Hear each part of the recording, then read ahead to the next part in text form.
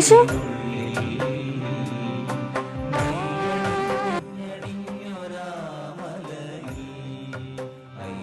Hello.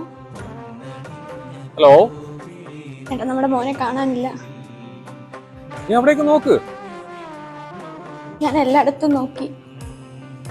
കൊച്ചിനെ കാണാനില്ല എന്ന് പറയുന്നു കേട്ടോ. പിന്നെ വാ, നമുക്ക് പെട്ടെന്ന് പോവാം. ചായ പിന്നെ കുടിക്കാം.